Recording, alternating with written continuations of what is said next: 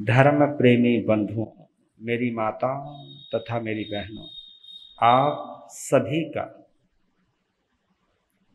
प्रातः काल की इस धर्म सभा में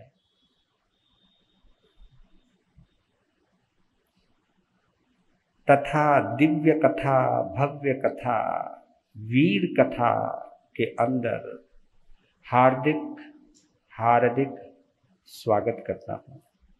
आप सभी के उज्जवल भविष्य की मंगल कामना करता हूं।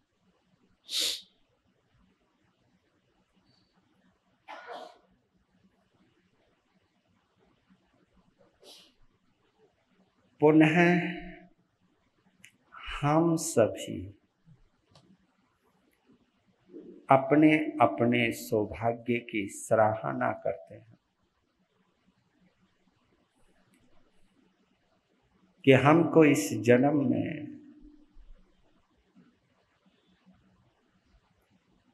प्रभु महावीर के माध्यम से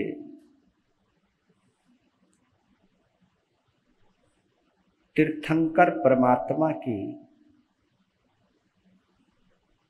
अनंत ऊर्जा,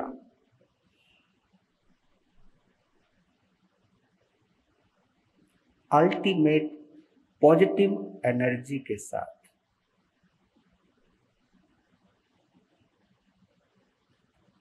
हमारा आत्मीय संबंध बन रहा है। ये संबंध जितना गहरा होता जाएगा, आपके जीवन में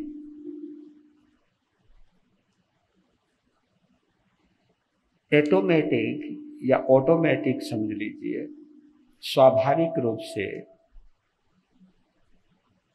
परिवर्तन आता जाएगा।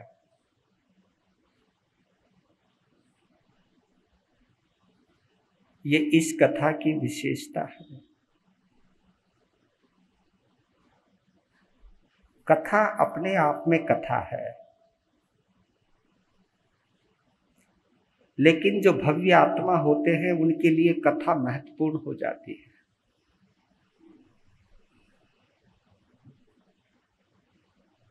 लेकिन जो कथा केवल दिमाग से सुनते हैं, जानकारी के लिए सुनते हैं, पता करने के लिए सुनते हैं, तो बस उनके लिए वो कथा उतनी ही उपयोगी रह जाती है।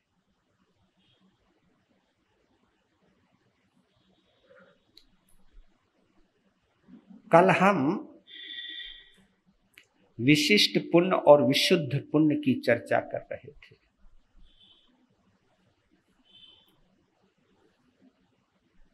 ये हमारा विशिष्ट पुण्य है कि हमको ये दिव्य कथा सुनने को मिल रही है। अब इस पुण्य को विशुद्ध पुण्य में बदलना है तो अपने जीवन में सकारात्मक परिवर्तन लाना होगा। महावीर आपकी वाणी से झलके, आपकी जुबान से झलके, आपके जीवन से झलके पता लगे कि ये महावीर से जुड़ा हुआ व्यक्ति है या महावीर से जुड़ा हुआ श्रावक श्राविका है, साधु और साध्वी है। ये पता चले, हमारे जीवन से पता चले।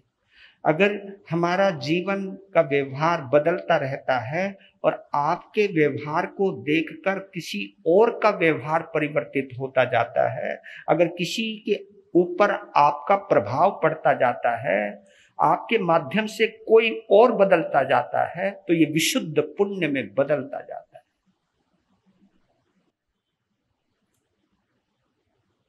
यही तो एक अंतर है पशु में और मनुष्य में।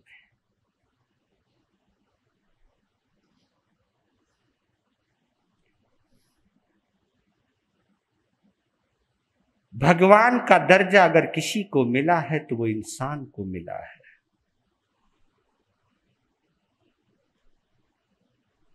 विशिष्ट पुण्य को विशुद्ध पुण्य में तब्दील करने की ताकत अगर किसी को मिली है तो वो केवल मनुष्य को मिली है। देवता अपने पुण्य को भोग सकता है और कुछ नहीं कर सकता। नरक में नारकी अपने पाप को भोग सकता है और कुछ नहीं कर सकता। त्रियंच गति की भी अपनी बहुत सी मजबूरियां हैं, वो उससे पार नहीं जा सकता। लेकिन एक इंसान ऐसा है, उठे तो भगवान बन सकता है और गिरे तो हैवान शैतान बन सकता है। ये स्वतंत्रता मिली है आप सभी को और हम सभी को। विशिष्ट पुण्य के माध्यम से मनुष्य जन्म पाने के बाद आपको डाकू बनना है या साधु बनना है, निर्णय कर लेना। आप अपने पुण्य को किस ढंग से खर्च करना चाहते हो, निर्णय कर लेना। पुण्य को केवल अपने स्वार्थ के लिए यूज करना चाहते हो, अपने षड्यंत्रों के ऊपर किसी की नजर ना पड़े, मैं किसी के भी साथ चाल चलूं, किसी के साथ खेल खेलूं, वो मेरे खेल में फंस जाए, मेरे जाल में फंस जाए तो भी मैं शरीफ कहलाऊं।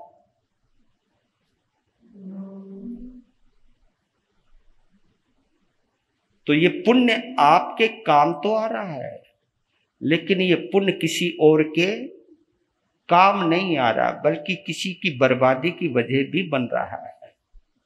इसलिए कहा है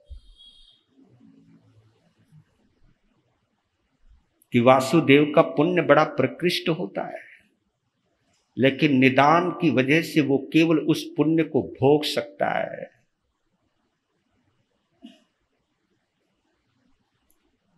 और तो और चक्रवर्ती भी अगर निदान से बना है तो हर सुख भोग सकता है, लेकिन एंड में वो वहां जाता है जहां हम तुम सोच नहीं सकते, क्योंकि निदान कर चुका है, अपने पुण्य को बेच चुका है या अपने पुण्य के द्वारा कुछ खरीद चुका है। अब खरीदी हुई चीज का मन चाहे ढंग से उपयोग कर सकता है, लेकिन वो धर्म करना चाहे, संयम रखना चाहे, व्रत नियम उपवास लेना चाहे, संयम के मार्ग पर चलना चाहे, इस आत्मा को परमात्मा बनाना चाहे, तो उस जन्म में तो पॉसिबल नहीं। ये संदेश महावीर की कथा दे रही है।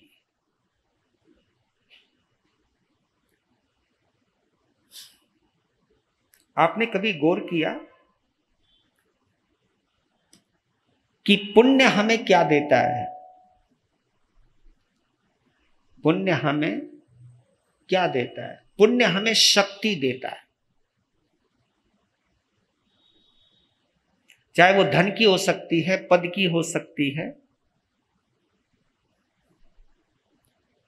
पुण्य हमें शक्ति देता है, लेकिन पुण्य का साथ एक शब्द और आता है, प्रेम। प्रेम हमें क्या देता है? पुण्य हमें शक्ति देता है, राइट, और प्रेम हमें सहन शक्ति देता है। ये चीज आपने चेक नहीं करी होगी, दोनों ही देते हैं, लेकिन केवल एक शक्ति देता है और एक हमें सहन शक्ति देता है। प्रेम में हम सहन करना सीख जाते हैं,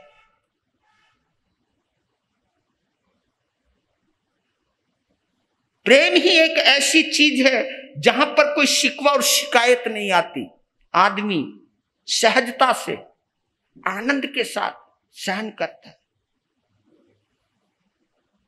इसका एक बहुत बड़ा एग्जाम्पल है, एक माँ जब किसी बच्चे को जन्म देती है तो एक गर्भ की प्रक्रिया से जब वो गुजरती है, प्रेग्नेंट स्थिति सिचुएशन को गुजरती है, वो कोई आसान नहीं होती है, बड़ी दर्दपूर्ण होती है, लेकिन उस दर्द में भी उसे बोलो एक आनंद की, एक सेटिस्फेक्शन की अनुभूति होती है, क्योंकि मां एक क्रिएटर है, मां एक रचनाकार है। एक रचना रच रही है अपने शरीर के माध्यम से, एक चलती फिरती प्रतिमा को जन्म देती, एक चलते फिरते परमात्मा को जन्म दे सकती। ये उसका क्रिएशन है और ये क्रिएशन ही एक नारी को मां का दर्जा दिलाता है। तो माता पिता भी क्रिएटर होते हैं, साधु साध्वी भी क्रिएटर होते हैं, श्रावक और श्राविका भी क्रिएटर होते हैं। क्रिएटर यानी रचनाकार। और आपने देखा होगा, आप भगवान महावीर के पहले जन्म को लीजिए और 27वें जन्म को लीजिए, दोनों के जन्म में कुछ ना कुछ विशेषता तो है। महावीर का पहला जन्म नए सार का है, वो सबसे बड़ा कलाकार है। कलाकार यानी एक लकड़ी को लेता है, लकड़ी को ही इतना सौंदर्य दे देता है जो थोड़ी देर पहले जिस लकड़ी की तरफ देखने का दिल नहीं करता था, जैसे ही उसके हाथों से गुजरती थी वो लकड़ी किसी चित्र में बदल जाती थी, किसी सौंदर्य का रूप ले लेती थी। लोग कहते थे वो क्या बात है। ये क्रिएशन था उसका, नए सार का। और भगवान महावीर तीर्थंकर बनते हैं तो भी वो तीर्थ की रचना करते हैं। तो यही कहना चाहता हूं कि पुण्य हमें शक्ति देता है, लेकिन प्रेम हमें सहन शक्ति देता। और एक गहरी बात और बताऊं आपको, कर्म निर्जरा में, ये चेक कर लेना और अंदर गांठ बांध लेना, कर्म निर्जरा में सबसे बड़ी भूमिका अगर कोई निभाता है तो सहन शक्ति निभाती है, और कोई नहीं निभाता। मैं तो आश्चर्य में डूब गया जब वो मैंने वक्तव्य पढ़ा कि 67 लाख 67 lakhs 67 लाख दिनों की तपस्या करने से जितने कर्मों की निर्जरा होती है, उतने कर्मों की निर्जरा केवल एक गाली को प्रेम से सहन करने से हो जाती है ना। आश्चर्य। रिपीट करूं दोबारा, 67 लाख दिनों की तपस्या करने से जितने पाप कर्मों की या कर्मों की निर्जरा होती है, अशुभ कर्मों की निर्जरा होती है, उतने ही कर्मों की निर्जरा केवल एक गाली को मुस्कुराते हुए सहन करने से हो जाती है ताकत आप लोगों में। मजबूरी में सहन करना वो सहन शक्ति नहीं आती। उसको कभी सहन शक्ति मत बोलना, वो तो तुम्हारी लाचारी है, कुछ कर ही नहीं सकते जी।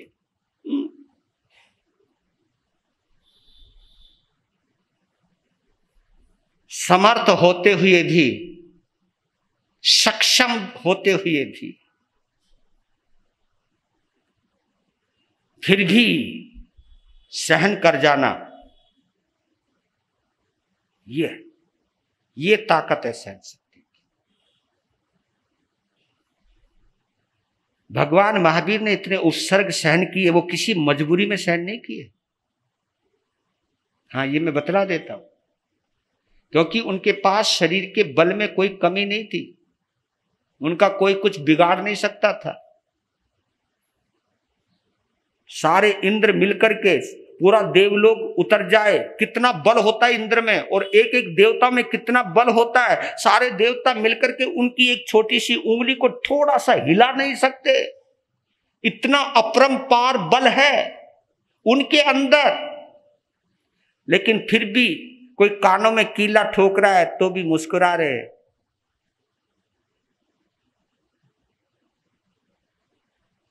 आप लोग तो मजबूरी में सहन करते हो, और मजबूरी में सहन करने से कर्म निर्जरा तो होती नहीं बल्कि और बन जाता है। हाँ, क्योंकि मजबूर वाला व्यक्ति सोचता कोई बात नहीं, अब हम कुछ कर भी तो नहीं सकते ना, चुपचाप सहन कर ले भैया, रोटी खानी है तो ना, रोटी खाने का चक्कर है। लेकिन ये मजबूर आदमी बड़े खतरनाक हो जाते हैं जब उनके पास पावर आ जाती है, क्योंकि वो अंदर ही अंदर सोचते रहते हैं कि एक बार पावर आने दे फिर बताएंगे तेरी औकात क्या है। अब तो सता ले, जो सता ले, जो करना है कर ले, क्योंकि तू समर्थ है, तू सक्षम है। मैं मजबूर हूं, मैं कमजोर हूं, तू कुछ भी कर सकता है। लेकिन जब मैं तेरा जितना सक्षम होऊंगा तब बताऊंगा कि किसी को सताने का अंदाज क्या होता है। तो मेरे बंधुओं, सहन शक्ति जो प्रेम में आती है ना, वो किसी में नहीं आ सकती। और प्रेम में एक चीज और विशेषता है, अगर कभी चेक किया हो, करना कभी चेक, प्रेम में कभी भाव खराब नहीं होते। क्या नहीं?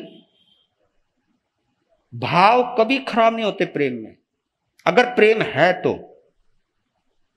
भाव में कभी खराबी नहीं आती।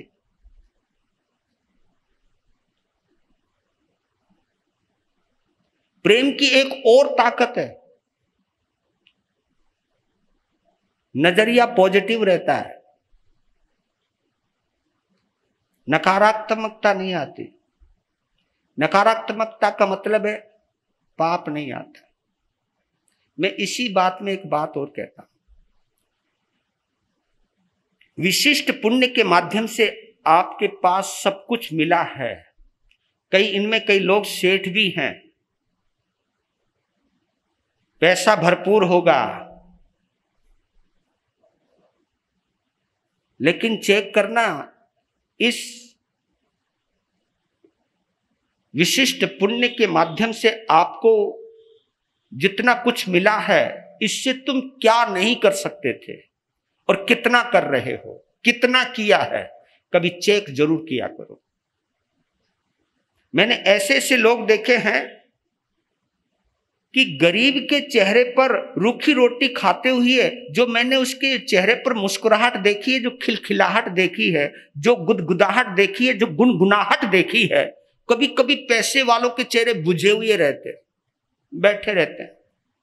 और मैं कभी कभी कहता हूं, यार कम से कम चेहरा तो मत उतार के बैठो यार, कम से कम चेहरा तो, तेरे पास कमी क्या है? लेकिन मैं बताऊं, उनके पास जितना है वो उसमें संतुष्ट नहीं है। प्रेम संतुष्ट करना सिखाता है। प्रेम तो ये कहता है कि जो मिला है वो मेरी औकात से ज्यादा मिला है। ये प्रेम ही सिखाता है, जो भी मिला है मुझे मेरी औकात से ज्यादा मिला है। और अहंकार क्या सिखाता है कि मेरे पास जितना टैलेंट है उसके बराबर तो ये कुछ भी नहीं है। जितनी मैं मेहनत करता हूं, जितना मैंने आल जाल फैला रखा है, यार उसके मुकाबले तो कुछ इनकम है ही नहीं, फिर भी रोता रहेगा।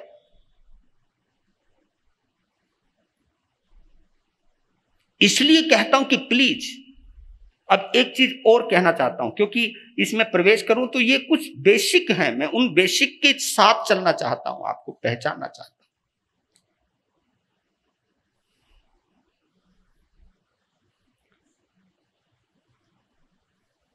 4 शब्द हैं, मुझे बहुत प्यारे लगे, आपके साथ शेयर करना चाहता हूं।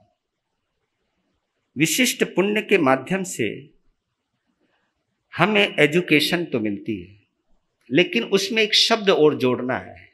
और जो शब्द जो है ना, वो प्रेम से निकलता है, धर्म से निकलता है, श्रद्धा से निकलता है, पॉजिटिविटी से निकलता है। एक शब्द है वेल एजुकेटेड,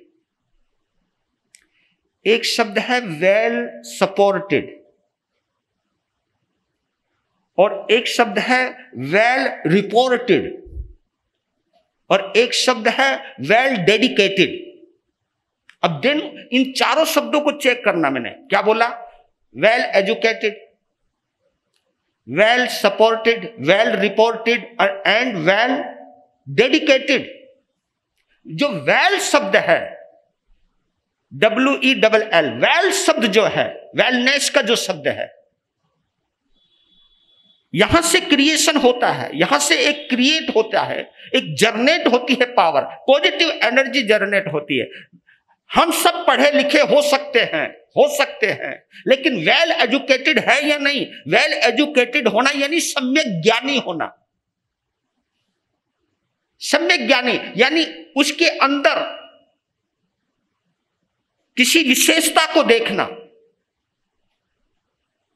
उसके सकारात्मक पक्ष को निहारना, देखना, समझना, जानना, अनुभव करना, वेल एजुकेटेड। नहीं तो मैंने ऐसे देखे जितने आदमी पढ़े लिखे होते चले जाते, दिमाग इतने खुरापात में चला जाता है। ये जितने जितने आतंकवादी होते हैं ना, ऐसी वो अनपढ़ नहीं है। जिनको बम बनाना आता है, जिनको योजनाएं बनाने आती है, जिनको पता नहीं क्या क्या प्लानिंग बनानी आती है, कोई कम पढ़े लिखे लोग होते। पढ़े लिखे बहुत है लेकिन वेल एजुकेटेड नहीं है। उनका ये ध्यान जा रहा है कि आदमी को बर्बाद कैसे करना है, कितनी योजना से करना है। क्रिएशन वहां पर भी है लेकिन वहां बर्बादी का है, आबादी का नहीं है। वहां किसी को आबाद करने की कल्पना नहीं है, वहां बर्बाद करने की कल्पना है। पढ़े लिखे मैंने देखा है, महसूस किया है। आज का नौजवान जितना पढ़ लिख गया है अपने माँ बाप को पागल समझने लगा है। जिन माँ बापों ने उसे पढ़ना लिखना सिखाया, वही माँ बाप पढ़ लिखने के बाद उस बच्चे को वो पागल है। लेकिन पापा तुम्हें कुछ पता तो है नहीं, जब देखो टांग अड़ाते रहते हो। लो जी, उसने साबित कर दिया कि तू अनपढ़ है ना। ये भी है ना, जिस माँ बाप ने हमें बोलना सिखाया, बड़े होकर के हम माँ बाप को क्या कहते हो? बोलना नहीं, चुप। आपको बोलना तो आता नहीं है, इसलिए अपनी जबान मैं संभाल लूंगा। बोलना तो आता नहीं है, काम बिगाड़ देते हो आप। अरे क्या बात है। Well educated, well supported. मैंने देखा है, कोई आदमी दान कर रहा हो, कोई आदमी तपस्या कर रहा हो, तो परिवार के लोग कहने लगे तेरा दिमाग खराब है, कोई बच्चों की सोचना। जब देखो पैसा बर्बाद करता रहता है। कोई बेचारा अच्छा काम कर रहा हो तो उसका कोई सपोर्ट नहीं करता, कोई तो डरते हैं। हाँ, आज तो ऐसी स्थिति है। मैं वो जमाना देखा है जब किसी गुरु महाराज के पास 8, 10, 15, 20 मेहमान आते थे, तो जिस परिवार की बारी होती थी वो इतना प्रसन्न होता था, आज तो मेरी किस्मत खुल गई। हाँ, किस्मत खुल गई, इतने मेहमान आए मेरे यहां पर। और जब वो सूचना अपनी पत्नी को देता था, वो और भी खुश हो जाती थी। हाँ, भगवान है, मेहमान नहीं है, भगवान है। सपोर्ट करते थे एक दूसरे को। अब तो इनको बहुत डर लगता है। हाँ, तुम्हें पता लग जाए कि 10-12 मेहमान आ रहे, हाय बर्तन किद्दा होंगे, रोटी किद्दा बनेगी। और सुनना, वो बाई, मैं क्या बोला करो तुम, मैं काम करने वाली को क्या बोलो तुम। और ये तुमने देखा है, तुम्हारी जो मेड है ना, जितने प्यार से तुम उससे बात करते हो ना, थोड़ी बहुत इनसे भी कर लिया करो। ये बेचारे कमा करके आवे, पापड़ बेल के आवे, इनसे इतने प्यार से नहीं बोलते। हेलो, आज आई नहीं तू, आदमी सुन रहा बैठा बैठा, नुके इतने प्यार से तो तू मेरे से भी नहीं बोलती। न जी वो मेरे काम की है, जैसे वो बेचारा बिना काम का है। तो ये सोचने वाली बात है। तुम अपने स्वार्थ में आकर के किससे क्या बोलना है, क्या नहीं करना है, ये सोचना। आप वेल सपोर्टेड। अगर वो कुछ अच्छा काम करना चाहता है, तपस्या करना चाहता है, सामायिक करना चाहता है, या कुछ त्याग, कुछ दान करना चाहता है, वो डरता रहता है कि मैं कुछ करूं या ना करूं, कोई बच्चे साथ ना दे, कोई बच्चे बुरा ना मान जाए। लेकिन वेल सपोर्टेड, ये प्रेम, ये धर्म हमको ये शिक्षा देता है, नहीं पापा तुम अपनी मर्जी की करो।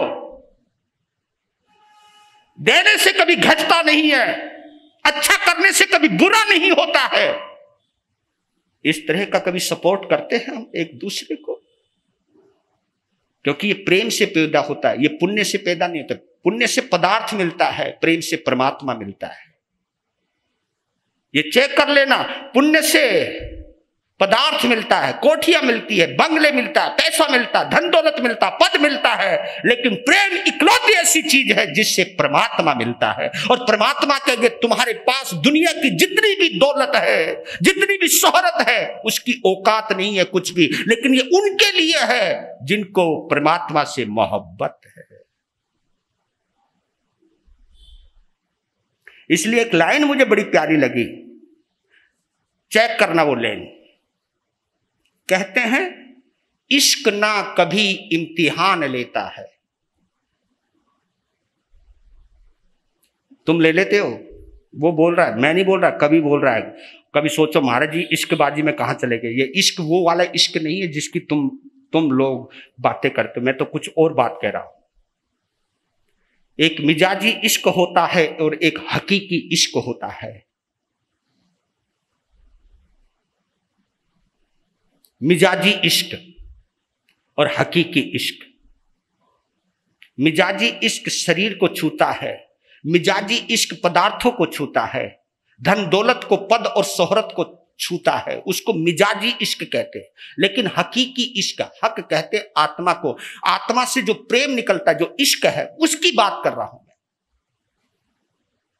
इसलिए तो एक ने क्या कहा था, जाम पर जाम पीने से क्या फायदा। होए होए, होंगे कोई पियक्कड़ यहां, मैं उनकी बात नहीं कह रहा हूं, पर लेकिन एक बात कहना चाहता हूं कि जाम पर जाम पीने से क्या फायदा। शाम को पियोगे, बोल तो दो जिनकी उतरी हो। न जी काय को फंसाते तम हमको बीच में, काय न बीच बीच में ये उंगली ना किया करो गुरु महाराज, आपको उंगली करने की बहुत आदत। मैं उंगली करने की आदत नहीं है, मैं तुम्हारे जमीर के साथ कुछ कुछ कुछ कुछ करता रहता हूं। मैं तुम्हें वहां लाना चाहता हूं जहां तुम्हें होना चाहिए, जो तुम्हारे अंदर होना चाहिए, मैं वहां पर लाना चाहता हूं कि जाम पर जाम पीने से क्या फायदा। शाम को पियोगे, सुबह को उतर जाएगी। पीना हो तो वीर नाम का जाम पी ले रे, तेरी जिंदगी संवर जाएगी, जीवन ही बदल जाएगा, जीवन ही परिवर्तित हो जाएगा। तो कहते हैं कि इश्क ना कभी इम्तिहान लेता है और ना कभी इम्तिहान देता है।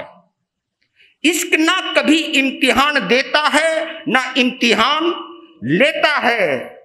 इश्क की तो वो दास्तां है बंधुओं कि बारिश में भीगी हुई आंखों के आंसुओं को पहचान लेता है। ये ताकत किसकी है? इश्क तो वो दास्तां है कि बारिश में भीगी हुई आंखों के आंसुओं को पहचान लेता है। ये असली इश्कबाजी है कि बरसात में भीगते हुए, रोते हुए या आंसुओं बहते हुए, बरसात की बूंदों में और आंसुओं की बूंदों में जो फर्क करना जानता है वो मोहब्बत दिखाती है। वेल सपोर्टेड, वेल रिपोर्टेड, हाँ ये भी तो एक शब्द है। यहां पर समझ लो, यहां पर हम सबका एक भेजा खुल जाना चाहिए, हमके दिमाग के क्लियरिटी हो जाना चाहिए। वेल रिपोर्टेड, वेल रिपोर्टेड यानी, क्योंकि आप लोगों को रिपोर्ट देने का बहुत चस्का है। कहीं पर कोई अच्छी बात घटित हुई हो, कोई नहीं बताता। हाँ, कहीं कुछ कांड हो जाए, मैं बताऊं, या कोई कांड हो जाए तो कोई मजाल है, कोई जगह खाली रह जाए यहां, और चलो कुछ होने वाला है। यार कांड प्रिय कम से बन गए तुम। जब कोई बुरी बात हो जाए तो पता नहीं खबर कहां से कहां पहुंचा देते हो। वेल रिपोर्टेड, वेल रिपोर्टेड करना, कुछ अच्छा हुआ है उसकी सूचना देना सीखो। समाज की केवल कमियां बताओ मत, समाज ने कुछ अच्छा भी किया होगा वो भी बोल दिया करो। संतों ने कुछ अच्छा भी करवाया होगा उसकी भी सूचना दे दिया करो। संत की कभी जबान फिसल जाए, कुछ गलत बोल दे तो वो तो खबर सबके पास चली जाती है। लेकिन संत ने अगर धर्म ध्यान करवाया है, पूजा पाठ करवाई है, जीवन बदलवाया, उसकी कोई सूचना नहीं। आजकल व्हाट्सएप के ऊपर ऐसे कई महोदय हैं कि पता नहीं कहां कहां से सूचना कलेक्ट करते, उसकी सुनी और सूचना दे देते हुए ये भी नहीं सोचते कि जिन शासन की प्रभावना हो रही है या विराधना हो रही है। लेकिन आप सोचिए जरा, जो धर्म से जुड़ा हुआ है, जो प्रेम से जुड़ा हुआ है, जो शासन से जुड़ा हुआ है, वो वेल रिपोर्टेड, वो सूचना देगा तो अच्छी देगा। हाँ, इसलिए कहता हूं ये वही दे सकता जो शासन से जुड़ा है। ये धर्म की ताकत जो हमको वेल रिपोर्ट करने की अंदर से प्रेरणा देता है। अब चेक करो आप,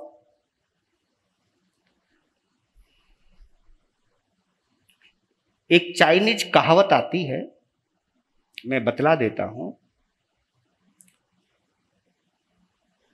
कि अगर किसी बगीचे की सूचना लेनी हो तो वहां बोला है, कितना सही बोला है कितना गलत बोला है तुम, क्योंकि सूचना दो ही तरह की होती है, दोनों तरह की। अगर उसने बोला है कि अगर किसी बगीचे की सूचना लेनी हो तो बुलबुल से लीजिए, किसी कोयल से लीजिए, कौवे से नहीं लेना। आप कहोगे यार ये क्या मतलब है? इसका मतलब बुलबुल में और कौवे में एक अंतर है। कौवा सूचना देता है, सही देता है, कोई गलत नहीं देता, वो सही सूचना देता है। लेकिन बुलबुल अच्छी सूचना देती है। अब अच्छी में और सही में अंतर हो गया है ना, एक सही में और अच्छी सूचना में। इसलिए मैं कह रहा हूं प्रेम हमें ऊंचा बनाता है और धर्म हमें अच्छा बनाता है। प्रेम हमें अच्छा बनाता, पुण्य हमें ऊंचा बनाता, ऊंचा। प्रेम ऊंचाई दिखाता, अलग दिखाएगा आपको, लेकिन प्रेम जो है ना आपको अच्छा बनाएगा, धर्म आपको अच्छा बनाता है, वेल रिपोर्टेड। यानी वो कह रहा है कि अगर बगीचे की सूचना लेनी तो बुलबुल से लीजिए, क्योंकि वो सूचना अच्छी देगी, कौवे से नहीं। उसकी सूचना होगी तो सही, लेकिन अच्छी नहीं होगी, वो सही खबर हो सकती है। क्योंकि कौवा क्या, अगर कौवे से पूछो उस बगीचे का क्या हाल है तो वो बताएगा उस बगीचे के अंदर आम का एक पेड़ है, आम के पेड़ पर आम लगा हुआ है, लेकिन आम के उस पेड़ की फला डाली के ऊपर एक सड़ा हुआ आम लगा हुआ है। सूचना तो दी उसने, कोई गलत सूचना नहीं दी, सही सूचना दी। लेकिन सूचना क्या दी? सड़े आम की सूचना दी। और बुलबुल से पूछोगे तो क्या कहेगी? क्या हरियाली है, आहा, क्या फलों से लदी हुई डाली है, क्या ऑक्सीजन है। उस बाग में जाते ऐसे लगता जैसे हम स्वर्ग में आ गए हों।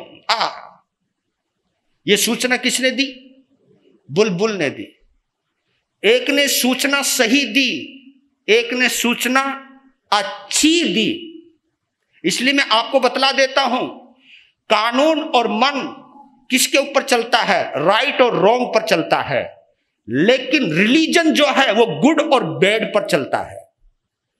वहां पर राइट और रॉन्ग की चर्चा नहीं है। धर्म में राइट और रॉन्ग की चर्चा नहीं है, यहां पर गुड और बैड की चर्चा है, अच्छे और बुरे की चर्चा है, सही और गलत की चर्चा नहीं है। क्योंकि सही होते हुए भी गलत हो सकता है। आप सामायिक कर रहे हो, सामायिक के अंदर तुम किसी की कल्पना, किसी को बर्बाद करने की भी तो कल्पना बना सकते हो, कुछ भी तो कर सकते हो आप। लेकिन भगवान कहता तू कितनी सामायिक करता है कोई महत्वपूर्ण नहीं है, तू किसके लिए कितना अच्छा सोचता है ये महत्वपूर्ण है। धर्म चलता है अच्छे और बुरे के ऊपर ही चलता है। धर्म सही और गलत के ऊपर नहीं चलता, राइट और रॉन्ग के ऊपर नहीं चलता। ये कानून की भाषा है, ये मन की परिभाषा है। लेकिन धर्म की परिभाषा गुड और बैड पर चलती है, अच्छे और बुरे पर चलती है। आपकी फीलिंग कैसी है, आपकी विचार कैसे हैं, आपकी सोच कैसी है, ये धर्म उसके ऊपर चलता है। अब मैं एक एग्जांपल दूं। बंदा यहां आया, कथा में बड़ा मजा आया है, आनंद आया। कथा के बाद नीचे गया, वो बेचारा 2000 का जूता खरीद के लाया था, जूता हो गया चोरी। अब जितना प्रवचन में मजा आया था, अब बोलो जरा, सारा मजा देखो। हमारे प्रवचन की इतनी औकात है सर, 2000 का जूता हमारे प्रवचन की इज्जत खराब कर देता है। देखो तो सही यार, जरा सोचो सही। हम भगवान की वाणी इतनी गजब से सुनाते, इतने पापड़ बेल के सुनाते, मैं कितने आगमों में मैं जा जाता हूं, घुसता हूं, कहां कहां से मोती खरीद के इकट्ठे कर करके लाता हूं। 1 मिनट में 2000 के जूते ने हमारे प्रवचन का कच्चूमर निकाल दिया। फिर ऊपर आया, जब वंदना करी थी, गुरु महाराज मजा आ गया आज तो। अब ऊपर आया दोबारा,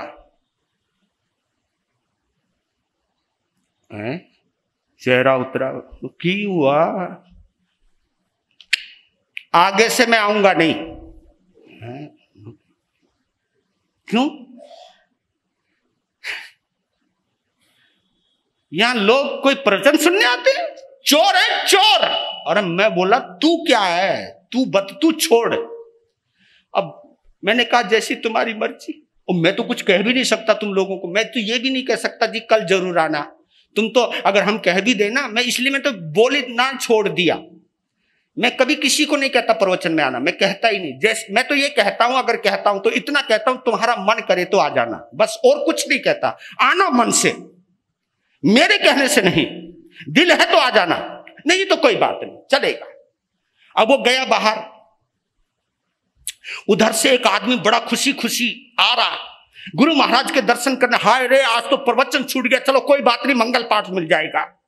अब वो टकरा गया उस बंदे से जिसका,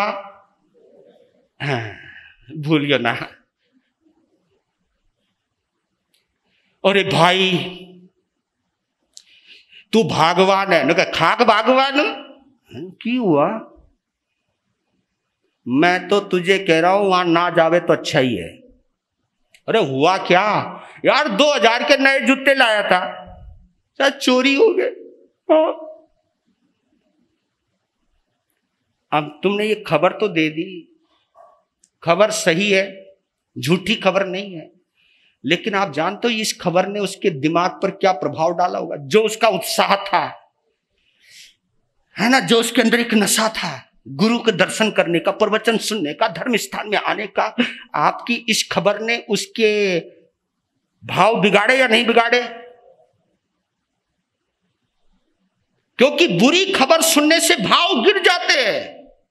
इसलिए मैं आप लोगों को कहता हूं कि आप यहां आते हो, यहां आने के बाद ये संत कोई है, बेकार है जी, जब देखो जी ये होता रहता है, वहां ये होता रहता है, कुछ नहीं, वहां जाना तो पाप करना है। अगर तुम ये खबर किसी को दोगे, ठीक है यहां जो भी कुछ हो रहा है, लेकिन इसके अंदर कुछ चीज अच्छी भी तो हो रही होगी। लेकिन अच्छी खबर वो देता है जो धर्म से जुड़ा हुआ रहता। वेल रिपोर्टेड, अच्छी सूचना भी है यहां। बुरी खबर देकर जो भी गलत खबर देता है, इसलिए कहता हूं कि समाज के अंदर जो नेगेटिविटी फैलाई जाती है, किसी भी साधु समुदाय के प्रति एक निंदा के भाव कहे जाते हैं, करवाए जाते हैं, क्या करोगे तुम? आखिर तुम खुद ही अपने धर्म का नुकसान कर रहे हो, तुम खुद ही किसी की श्रद्धा दिगा रहे हो। तुम ऐसी ऐसी बातें बता करके आप अपने नौजवानों को क्या संदेश देना चाहते हो, क्या कहना चाहते हो? जुड़ेगा वो बंदा इस धर्म स्थान से? यहां जो अच्छा होता वो क्यों नहीं बताया जाता? वही क्यों बताया जाता है जो गलत होता है? गलत को देखते ही क्यों हो? क्योंकि गलत को कौन देखता है? गलत को अहंकार देखता है, गलत को द्वेष देखता है, गलत को नफरत देखती है। जब आपके अंदर मोहब्बत होगी ना, आपको सब कुछ अच्छा नजर आएगा। और जो वो नजर आएगा जब तुम किसी को बोलोगे। इसलिए कहता हूं कि जिंदगी में कौवे मत बनना, बन सको तो कोयल बनना या बुलबुल बनना, अगर धर्म को आगे ले जाना चाहते हो तो। Well reported, well dedicated. Hi, अब मैं वहां ला रहा हूं जहां पर जिस मुहाने पर खड़ा है मरीचि, वेल डेडिकेटेड, जो नजारा उसने देखा हुआ, दीक्षा लेने के भाव, दीक्षा ले भी ली,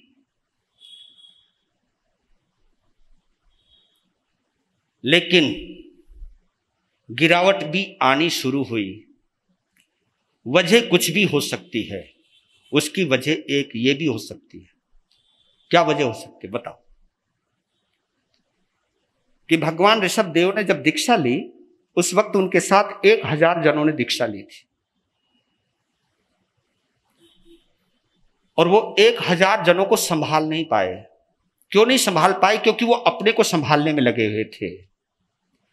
तुम्हें तो भगवान महावीर का शासन इतना सुव्यवस्थित ढंग से मिला है, 23 तीर्थंकरों ने यहां पर काम किया है। वो तो तीर्थंकर भगवान आदिनाथ तो उस काम की क्या कर रहे हैं? शुरुआत कर रहे हैं, शुरुआत कर रहे हैं। और शुरुआत करने वाले को कई चीजों से गुजरना पड़ता है। शुरुआत करने वालों से गलतियां भी हो सकती हैं। इसमें मैं भगवान आदिनाथ को दोष नहीं दे सकता हूं, क्योंकि वो जानते थे कि जब तक मैं पूर्ण ना हो जाऊं तब तक मैं किसको पूर्णता का संदेश दूंगा। जो शुरुआत में उन्होंने कुछ सिखाया, 80 कृषि की जो भी उन्होंने शिक्षा दी, वो धर्म शिक्षा से बिल्कुल अलग थी। उन्होंने लोगों को जीने का ढंग सिखाया था, तुम किस ढंग से जियोगे बिना कल्प वृक्षों के, यह बताया था।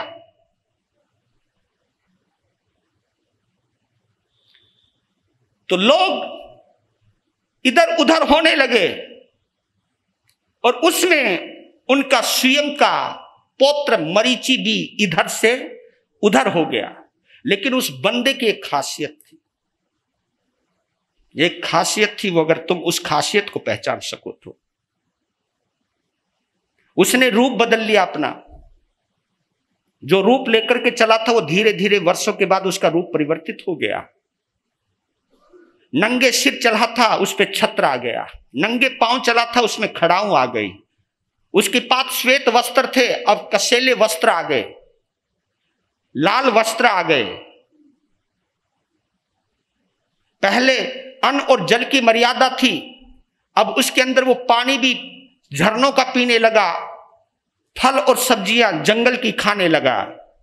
भूख सहन नहीं होती, प्यास सहन नहीं होती, कष्ट सहन नहीं होता। लेकिन उसकी एक विशेषता क्या थी बताओ? उसकी एक विशेषता यह थी कि उसने अपनी कमजोरी को छुपाया नहीं। जब, क्योंकि सुंदर बहुत थे, वो सुंदर बहुत थे, और जिस समय वो प्रवचन भी देते होंगे, उपदेश भी देते होंगे, वो उनके जीवन को देखकर कोई प्रभावित होता था, उनके पास आते थे, उनसे प्रभावित होते थे। जब उनसे दीक्षा लेने की बात करते थे, ये हमें आपका शिष्य बनना, नहीं, शिष्य मेरा नहीं बनना, क्योंकि मैं कमजोर हूं। मैं जिस रास्ते पर मुझे चलना चाहिए था, मैं उस रास्ते पर नहीं चला। मैं अपनी कमजोरी के लिहाज से बहुत कमजोर हूं। असली धर्म जो है वो मेरे भगवान आदि नाथ का है। उस रास्ते पर जाओ। वही प्रेरणा देते थे, वही उनको भेजा करते थे। लोग प्रभावित मरीचि से होते थे, लेकिन जोड़ते वो क्यों जोड़ते थे बताओ? वो क्यों जोड़ते थे? वो यूं जोड़ते थे, वो खुद अंदर से जुड़े हुए थे। ठीक है, कुछ मानसिक दुर्बलताएं हैं, और लेकिन उन दुर्बलताओं को दबाया नहीं। उन्होंने कहा, वो त्रिदंड स्वामी भी थे, परिव्राजक थे। एक डंडा होता है ना, जिसमें वो एक जिसके ऊपर हाथ रखा जाता है, तो उसको त्रिदंडी बोलते हैं। एक डंडा नीचे की तरफ, और वो एक फ्लैट रहता जिसके ऊपर वो हाथ रखते थे, ताकि हाथ थके ना, तपस्या करने हो, माला फेरना। वो त्रिदंड, वो ये कहते थे कि मेरा मन वचन काया मेरे हाथ में नहीं है। असली त्रिदंडी यानी 3 दंडों को अपने अधीन करने वाले भगवान आदिनाथ हैं। मैं तो इसी डंडे से काम करवा रहा हूं, इसलिए मैंने इसको रखा है। मैं मन से भी कमजोर हूं, तन से भी कमजोर हूं, वचन से भी कमजोर हूं, मैं जीवन से भी कमजोर हूं। वो अपनी आलोचना करते रहते थे, वो कहते थे वही है, वही असली है। और यहां तक कि समोसरण से वो खुद बाहर निकल गए। वो समोसरण के आखिरी में बैठते थे, दरवाजे के बाहर बैठते थे। वो भगवान ऋषभ देव के साधुओं साध्वी के साथ बैठते ही नहीं थे। वो कहते थे मैं इनके साथ बैठने की औकात नहीं है, जबकि वो भगवान आदिनाथ के पुत्र हैं। और भगवान आदिनाथ ने कभी नहीं कहा कि तू बाहर निकल जा, कभी नहीं कहा। भगवान आदिनाथ ने मरीचि को यह नहीं कहा कि तू बाहर निकल, तू मर्यादा सही नहीं पाल रहा। लेकिन आज का कोई श्रावक श्राविका होता, बोलो जी, इसलिए कहता हूं कि भगवान को जो नजर आता है वो तुम देख भी नहीं सकते हो। तुम वो देखते हो जो तुम्हारा क्रोध दिखाता है, जो तुम्हारा अभिमान दिखाता है, जो तुम्हारा राग और द्वेष दिखाता है, वो देखते हो। और भगवान वीतराग हैं, वो ये जानते हैं कि ये है क्या चीज, ये क्या होने वाला है, ये क्या बनने वाला है, ये क्या कर सकता है। तो कहते कि एक बार भगवान ऋषभदेव विचरण करते हुए पुनः अयोध्या पधारे। समोत्सरण फिर लगा और उस समोत्सरण के अंदर अयोध्या की जनता बरसाती नदी की तरह उमड़ने लगी। और स्वयं भरत चक्रवर्ती आए और वो दरवाजे के बाहर, समोत्सरण के दरवाजे के बाहर छत्र धारण किए हुए विशेष पोशाक में बैठे हुए हैं। कौन? मरीचि कुमार। हाँ, लोग उन्हें देखते अंदर जाते हैं, कोई कहते हैं क्यों नहीं, की कर लिया इसने, कोई साधु है। दो बातें कुछ बोलते चले जाते। उस समय लोग ज्यादा बातें नहीं बनाते थे, आजकल की तरह तुम्हारे जैसे दिमाग वैसा नहीं था। देखा चले गए, देखा चले गए। भरत चक्रवर्ती भी आए, उसने भी देखा, क्योंकि बेटा है उनका, तो उसको गोद में खिलाया, उसको हाथों में खिलाया है, उसकी उंगली पकड़ के चलाया है। तो उसकी तरफ देखा, एक बार देखा, फिर चले गए अंदर। प्रवचन हुआ, भगवान की देशना हुई। देशना जैसे पूर्ण हुई, भरत चक्रवर्ती खड़े हो गए। एक उत्साह हुआ, एक शंका हुई, एक कहने की बात आया, एक अंदर से सवाल, एक जिज्ञासा पैदा हुई। भगवान को नमन किया भरत चक्रवर्ती ने, कहा कि भगवान आदिनाथ, पहले तो स्वीकार कीजिए प्रणाम। वहां पर हजारों की जनता मौजूद है और सवाल कर दिया कि भगवान मैं ये पूछना चाहता हूं, जैसी आपकी महिमा, जैसे आप तीर्थंकर हो प्रथम, तो इस भीड़ के अंदर कोई है जो कभी तीर्थंकर बनेगा?